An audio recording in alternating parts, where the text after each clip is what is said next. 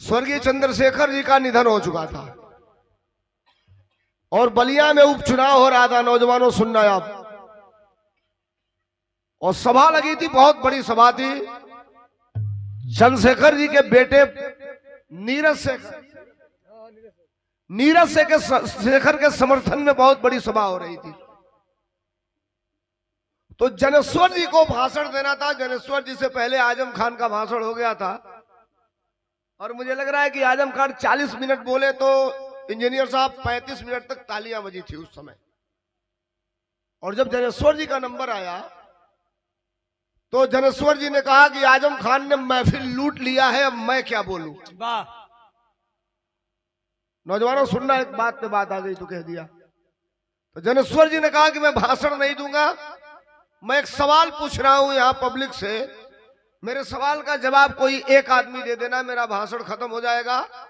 तो जनेश्वर जी ने कहा कि गाय के बछड़े में और भैंस के पड़वे में अंतर क्या है, ये बता दो।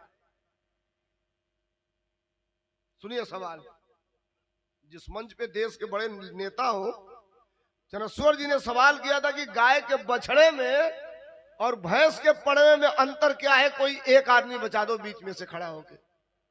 अतः कोई नहीं बोला। तब तक नेताजी उठ गए तो कहे कि नेताजी मैं आपसे नहीं कहा हूं, आप बैठ जाइए।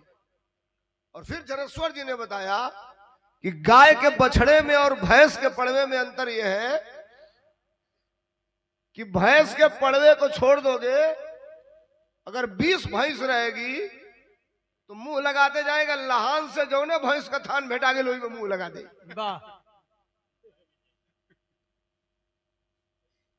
और गाय के बछड़ों को छोड़ोगे, अगर 10 गाय रहेगी तो सूंघते सूंघते जाएगा, अपने माँ के ही थन में मुंह लगाएगा। उन्होंने इंगित ये किया था कि मैं जिसके लिए आया हूं ये गाय का बछड़ा है और उधर वाला भैंस का पड़वा है। फैसला आप कर लेना, साथ किसका दोगे। मुझे लग रहा है कि 12-13 मिनट तक कंटिन्यू तालियां बजती रह गई। 2 लाख की भीड़ थी उस सभा में। मेरे कहने का मतलब, डॉक्टर B.R. अम्बेडकर को मानने वालों, एक जगह भाषण दे देना, एक जगह उनके कृतियों पर 4 घंटा चर्चा कर देना, एक जगह उनके बारे में लंबी लंबी बातें कह देना। हर आदमी कहता है कि सामंतवाद के खिलाफ ये लड़े। साहब, ये जिस सामंतवाद के खिलाफ लड़े बाबा साहब, उससे बड़े सामंतवाद को हम और आप अपने बगल में पाल करके बिठाए हैं। हम अपने आप को बैकवर्ड करते